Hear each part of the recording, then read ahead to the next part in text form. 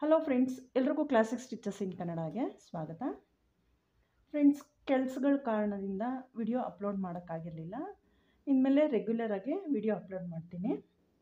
ಈ ವಿಡಿಯೋದಲ್ಲಿ ಸಬ್ಸ್ಕ್ರೈಬರ್ ಕೇಳಿರೋ ಅಂತಹ ಕೆಲವು ಡೌಟ್ಗಳನ್ನ ಕ್ಲಿಯರ್ ಮಾಡಿಕೊಡ್ತಾ ಇದ್ದೀನಿ. ಸ್ಟಿಚ್ಚನ್ನು ಹೇಗೆ ಲಾಕ್ ಮಾಡೋದು ಅಂತ ಕೇಳಿದ್ದಾರೆ. ಚಿಕ್ಕ ಮಿಷಿನಲ್ಲಿ ನಮಗೆ ಯಾವುದೇ ಎಕ್ಸ್ಟ್ರಾ ಫಿಟ್ಟಿಂಗ್ ಇರಲ್ಲ, ಅಂದರೆ ಸ್ಟಿಚ್ ಲಾಕ್ ಮಾಡೋದಕ್ಕೆ ಯಾವುದೇ ಎಕ್ಸ್ಟ್ರಾ ಫಿಟ್ಟಿಂಗ್ ಇರಲ್ಲ. ಆದರೆ ದೊಡ್ಡ ಮಿಷಿನಲ್ಲಿ ನಮಗೆ ಈ ರೀತಿ ಬಾರ್ ಟಕ್ ಇರುತ್ತೆ. ಇದನ್ನು ಕೆಳಗಡೆ ಎಳೆದ್ರೆ ಬಟ್ಟೆ ಮುಂದಕ್ಕೆ ಬರುತ್ತೆ, ಇದನ್ನು ಬಿಟ್ಟರೆ ಬಟ್ಟೆ ಹಿಂದಕ್ಕೆ ಹೋಗುತ್ತೆ. ಇದರಿಂದ ನಾವು ಲಾಕ್ ಮಾಡ್ಕೊಬೋದು. ಈಗ ಎಕ್ಸ್ಟ್ರಾ ಫಿಟ್ಟಿಂಗ್ ಇಲ್ಲದೇ ಹೇಗೆ ಲಾಕ್ ಮಾಡೋದು ಅಂತಲೂ ತೋರಿಸ್ತೀನಿ, ಮತ್ತು ಈ ರೀತಿ ಬಾರ್ ಟಕ್ ಇದ್ದರೆ ಹೇಗೆ ಲಾಕ್ ಮಾಡ್ಕೊಳ್ಳೋದು ಅಂತಲೂ ತೋರಿಸ್ತಾ ಇದ್ದೀನಿ. ಚಿಕ್ಕ ಮಿಷಿನಲ್ಲಿ ಹೇಗೆ ಲಾಕ್ ಮಾಡೋದು ಅಂತ ತೋರಿಸ್ತಾ ಇದ್ದೀನಿ ನೋಡಿ. ಇಲ್ಲಿ ಲಿವರ್ ಇರುತ್ತಲ್ಲ, ಇದನ್ನು ಮೇಲೆ ಕೆಳಗಡೆ ಮಾಡಬೇಕು. ಅಂದರೆ ಬಟ್ಟೆನ ಹಿಂದೆ ಮುಂದೆ ಮಾಡ್ತಾ ಇದನ್ನು ಮೇಲೆ ಕೆಳಗಡೆ ಮಾಡಿದ್ರೆ ನಮಗಿಲ್ಲಿ ಸ್ಟಿಚ್ ಲಾಕ್ ಆಗುತ್ತೆ. ಈಗ ಮಾಡಿ ತೋರಿಸ್ತೀನಿ. ಚಿಕ್ಕ ಮಿಷಿನಲ್ಲಿ ಸ್ಟಿಚ್ಚನ್ನ ಲಾಕ್ ಮಾಡಬೇಕು ಅಂದರೆ ಈ ರೀತಿ ಎರಡು ಬಟ್ಟೆ ತೊಗೊಂಡಿರ್ತೀವಲ್ಲ, ಈಗ ಇಟ್ಕೊಳ್ಳಿ ನೋಡಿ. ಈ ಲಿವರ್ ಇರುತ್ತಲ್ಲ, ಹೊಲಿತಾ ಇದು ಮೇಲೆ ಕೆಳಗಡೆ ಮಾಡಬೇಕು. ಹಾಗೆಯೇ ಬಟ್ಟೆನೂ ಹಿಂದಕ್ಕೆ ಮತ್ತು ಮುಂದಕ್ಕೆ ಮಾಡಬೇಕು. ಈಗ ಹೊಲಿದು ತೋರಿಸ್ತೀನಿ ನೋಡಿ.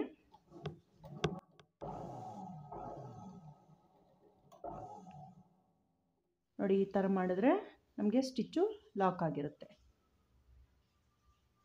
ನೋಡಿ, ದೊಡ್ಡ ಮಿಷಿನಲ್ಲಿ ಹೇಗೆ ಲಾಕ್ ಮಾಡೋದು ಅಂತ ತೋರಿಸ್ತಾ ಇದ್ದೀನಿ. ಈ ರೀತಿ ಎರಡು ಬಟ್ಟೆ ತೊಗೊಂಡಿದ್ದೀನಿ, ಪ್ರೆಷರ್ ಫುಡ್ ಕೆಳಗಡೆ ಇಟ್ಟಿದ್ದೀನಿ. ಈಗ ಹೊಲಿಬೇಕಾದ್ರೆ ನನ್ನ ಕೈಯನ್ನೇ ಗಮನಿಸಿ.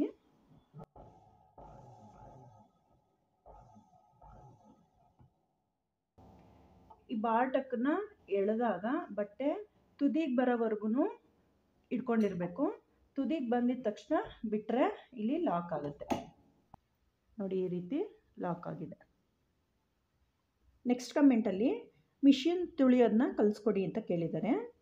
ಮಿಷಿನ್ ತುಳಿಯೋದನ್ನ ನಾನು ಹಿಂದಿನ ವಿಡಿಯೋದಲ್ಲಿ, ಅಂದರೆ ಕ್ಲಾಸ್ 20 ಮತ್ತು ಕ್ಲಾಸ್ 21ನಲ್ಲಿ ವಿವರವಾಗಿ ಹೇಳ್ಕೊಟ್ಟಿದ್ದೀನಿ.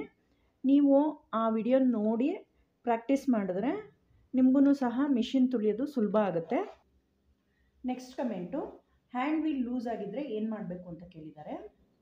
ನಾನು ಕ್ಲಾಸ್ 61ನಲ್ಲಿ ಆಗಲೇ ಸಂಪೂರ್ಣವಾಗಿ ವಿವರಿಸಿದ್ದೀನಿ.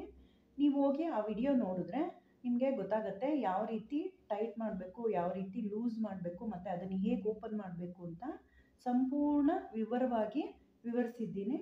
ನೀವು ಆ ವಿಡಿಯೋ ನೋಡಿದ್ರೆ ನಿಮಗೆ ಗೊತ್ತಾಗುತ್ತೆ. ನೆಕ್ಸ್ಟ್ ಕಮೆಂಟು, ಗಾಲಿ ಹತ್ರ ಓಪನ್ ಆಗ್ತಿಲ್ಲ, ಏನು ಮಾಡಬೇಕು ಅಂತ ಕೇಳಿದ್ದಾರೆ. ಇವರು ಯಾವ ಗಾಲಿ ಕೇಳಿದ್ದಾರೆ ಗೊತ್ತಿಲ್ಲ. ಅಂದರೆ ಹ್ಯಾಂಡ್ ವೀಲ್ ಹತ್ರ ಕೇಳಿದಾರೋ ಅಥವಾ ಟ್ರಂಕ್ ವೀಲ್ ಹತ್ರ, ಅಂದರೆ ಕೆಳಗಡೆ ಇರುತ್ತಲ್ಲ ದೊಡ್ಡ ವೀಲು, ಅದ್ರ ಹತ್ರ ಕೇಳಿದಾರೋ ಗೊತ್ತಿಲ್ಲ. ಆದರೆ ನಾನು ಹ್ಯಾಂಡ್ ವೀಲ್ ಹತ್ರ ವಿವರಿಸ್ತಾ ಇದ್ದೀನಿ. ಹ್ಯಾಂಡ್ ವೀಲ್ ಓಪನ್ ಆಗ್ತಿಲ್ಲ ಅಂತಂದರೆ ನೋಡಿ, ಇಲ್ಲಿ ಆಯಿಲ್ ಹಾಕಬೇಕು. ಆಯಿಲ್ ಹಾಕಿ ಈ ನೆಟ್ಟನ್ನ ಓಪನ್ ಮಾಡಿ ಒಳಗಡೆನೂ ಆಯಿಲ್ ಹಾಕಿ ನೀವು ಹ್ಯಾಂಡ್ ವೀಲನ್ನ ಓಪನ್ ಮಾಡಬೇಕಾಗತ್ತೆ. ಆದ್ರೂ ನಿಮ್ಗೆ ಓಪನ್ ಆಗ್ತಿಲ್ಲ ಅಂತಂದರೆ ನೀವು ಮಿಷಿನ್ ರಿಪೇರಿ ಮಾಡ್ತಾರಲ್ಲ ಅವ್ರ ಹತ್ರನೇ ತೊಗೊಂಡೋಗ್ಬೇಕಾಗತ್ತೆ. ಯಾಕಂದರೆ ಅವ್ರ ಹತ್ರ ಬೇಕಾಗಿರೋಂಥ ಎಲ್ಲ ಟೂಲ್ಸ್ಗಳು ಇರುತ್ತೆ. ನಮ್ಮ ಹತ್ರ ಬರೀ ಸ್ಕ್ರೂ ಡ್ರೈವರು, ಕಟಿಂಗ್ ಪ್ಲೇಯರು ಇಷ್ಟೇ ಇರುತ್ತೆ. ಅವ್ರು ಎಲ್ಲ ಟೂಲ್ಸ್ಗಳನ್ನೂ ಇಟ್ಕೊಂಡಿರ್ತಾರೆ. ಅದರಿಂದ ನೀವು ಅವ್ರ ಹತ್ರನೇ ತೊಗೊಂಡೋಗಿ ರಿಪೇರಿ ಮಾಡಿಸಿದ್ರೆ ಒಳ್ಳೆಯದು. ನೆಕ್ಸ್ಟ್ ಕಮೆಂಟು, ಮಿಷಿನ್ ಸೂಜಿ ಚೆನ್ನಾಗಿದೆ, ಆದರೆ ಏನು ಮಾಡಬೇಕು ಅಂತ ಕ್ವಶನ್ ಕೇಳಿದ್ದಾರೆ. ನನಗೆ ಈ ಕ್ವಶನ್ನು ಅರ್ಥ ಆಗಿಲ್ಲ. ನೀವು ಮತ್ತೊಂದು ಸತಿ ಸ್ಪಷ್ಟವಾಗಿ ಕೇಳಿ, ನೆಕ್ಸ್ಟ್ ವಿಡಿಯೋದಲ್ಲಿ ಎಕ್ಸ್ಪ್ಲೈನ್ ಮಾಡ್ತೀನಿ. ನೆಕ್ಸ್ಟ್ ಕಮೆಂಟಲ್ಲಿ ಬಾಬಿನ್ ಕೇಸ್ ಹಾಕ್ತೀವಲ್ಲ, ಅಲ್ಲಿ ಫುಲ್ ಟೈಟ್ ಆಗಿದೆ, ಮುಂದಕ್ಕೆ ಹೋಗ್ತಿಲ್ಲ, ಹಿಂದಕ್ಕೆ ಹೋಗ್ತಿದೆ, ಏನು ಮಾಡಬೇಕು ಅಂತ ಕೇಳ್ತಾ ಇದ್ದಾರೆ. ನೋಡಿ, ಬಾಬಿನ್ ಕೇಸ್ ಹತ್ರ ಟೈಟ್ ಆಗಿದರೆ ನಿಮಗೆ ಅಲ್ಲಿ ದಾರ ಅಥವಾ ಸೂಜಿ ತುಂಡುಗಳು ಇನ್ನೇನಾದರೂ ಸಿಕ್ಕಾಕೊಂಡಿರುತ್ತೆ. ಅದನ್ನು ನೀವು ನೀಟಾಗಿ ಕ್ಲೀನ್ ಮಾಡ್ಕೊಬೇಕು. ಈ ಥರ ಪ್ರಾಬ್ಲಮ್ ಆದಾಗ ಫಸ್ಟು ಬಾಬಿನ್ ಕೇಸು ಕರೆಕ್ಟಾಗಿ ಹಾಕಿದ್ದೀರಾ ಅಥವಾ ಟೈಟಾಗಿ ಹಾಕ್ಬಿಟ್ಟು ಅದು ಅಲ್ಲೇ ಸ್ಟ್ರಕ್ ಆಗಿಬಿಟ್ಟಿದೆಯಾ ಅಂತ ಚೆಕ್ ಮಾಡ್ಕೊಳ್ಳಿ. ಈ ಬಾಬಿನ್ ಕೇಸ್ ಆಚೆಗೆ ಬರ್ತಿಲ್ಲ ಅಂತಂದರೆ ಶಟಲ್ ಸುತ್ತ ಮತ್ತು ಬಾಬಿನ್ ಕೇಸ್ ಮೇಲೆಲ್ಲ ಆಯಿಲ್ ಹಾಕಿ ಬಿಟ್ಬಿಟ್ಟು ನಿಧಾನಕ್ಕೆ ಹ್ಯಾಂಡ್ ವೀಲಿಂದ ತಿರುಗಿಸ್ತಾ ಹೋಗಿ, ಅಂದರೆ ಸ್ವಲ್ಪನೇ ತಿರುಗಿಸ್ತಾ ಹೋಗಿ. ಈ ಥರ ಮಾಡಿದಾಗ ಸ್ವಲ್ಪ ಬಾಬಿನ್ ಕೇಸು ಲೂಸ್ ಆಗುತ್ತೆ.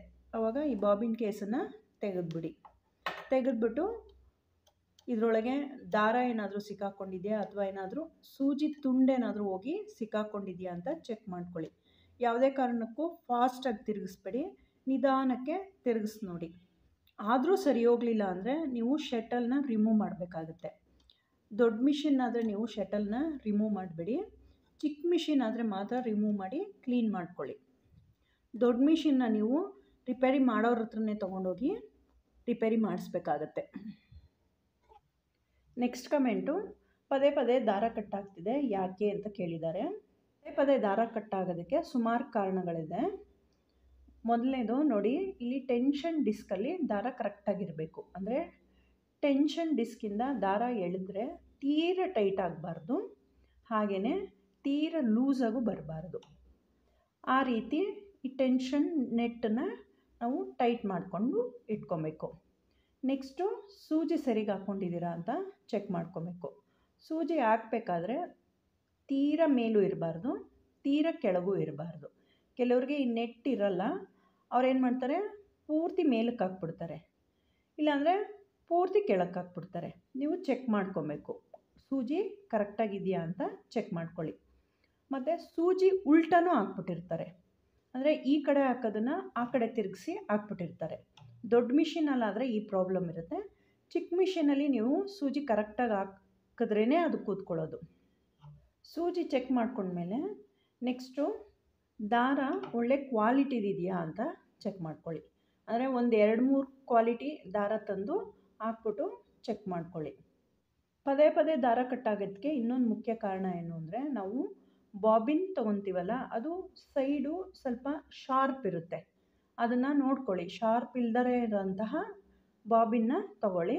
ಹಾಗೆ ಬಾಬಿನ್ಗೆ ದಾರ ಸುತ್ತಬೇಕಾದ್ರೆ ನೀಟಾಗೆ ಸುತ್ತಿರಬೇಕು, ಸೊಟ್ಟಪಟ್ಟ ಸುತ್ತಿರಬಾರ್ದು. ನೀಟಾಗೆ ದಾರ ಸುತ್ತಿದರೆ ನಮಗೆ ದಾರ ಕಟ್ಟಾಗಲ್ಲ. ನಂತರನೂ ಏನಾದರೂ ಪ್ರಾಬ್ಲಮ್ ಆದರೆ ನೋಡಿ, ನಿಮಗೆ ಇಲ್ಲಿ ನೀಡಲ್ ಬಾರ್ ಇದೆಯಲ್ಲ, ನೀಡಲ್ ಬಾರು ಕೆಳಗಡೆ ಬಂದುಬಿಟ್ಟಿರುತ್ತೆ, ಆದ್ದರಿಂದನೂ ದಾರ ಕಟ್ಟಾಗ್ತಿರುತ್ತೆ. ಇದನ್ನು ನೀವು ಮಿಷಿನ್ ರಿಪೇರಿ ಮಾಡ್ತಾರಲ್ಲ ಅವ್ರ ಹತ್ರ ರಿಪೇರಿ ಮಾಡಿಸ್ಕೊಂಬರ್ಬೇಕಾಗತ್ತೆ. ಫ್ರೆಂಡ್ಸ್, ಇವಿಷ್ಟು ನಿಮ್ಮ ಡೌಟ್ಗಳನ್ನ ಕ್ಲಿಯರ್ ಮಾಡಿದ್ದೀನಿ. ನಿಮ್ಗೆ ಇನ್ನೂ ಏನಾದರೂ ಅರ್ಥ ಆಗಿಲ್ಲ ಅಂದರೆ ಕಮೆಂಟಲ್ಲಿ ಕೇಳಿ, ಮತ್ತು ಪರಿಹರಿಸೋಕ್ಕೆ ಪ್ರಯತ್ನ ಪಡ್ತೀನಿ. ಯಾರಾದರೂ ನನ್ನ ವಿಡಿಯೋನ ಸಬ್ಸ್ಕ್ರೈಬ್ ಮಾಡ್ದಲೇ ನೋಡ್ತಿದ್ರೆ ದಯವಿಟ್ಟು ಸಬ್ಸ್ಕ್ರೈಬ್ ಮಾಡ್ಕೊಳ್ಳಿ. ಪಕ್ಕದಲ್ಲೇ ಇರೋ ಬೆಲ್ ಐಕನ್ನ ಕ್ಲಿಕ್ ಮಾಡಿ, ಇದರಿಂದ ನಿಮಗೆ ನನ್ನ ವಿಡಿಯೋ ಅಪ್ಲೋಡ್ ಆಗಿದ ತಕ್ಷಣ ನೋಟಿಫಿಕೇಷನ್ ಸಿಗುತ್ತೆ. ಹಾಗೆ ಒಂದು ಲೈಕ್ ಮಾಡಿ. ಓಕೆ ಫ್ರೆಂಡ್ಸ್, ನೆಕ್ಸ್ಟ್ ವಿಡಿಯೋದಲ್ಲಿ ಸಿಗೋಣ.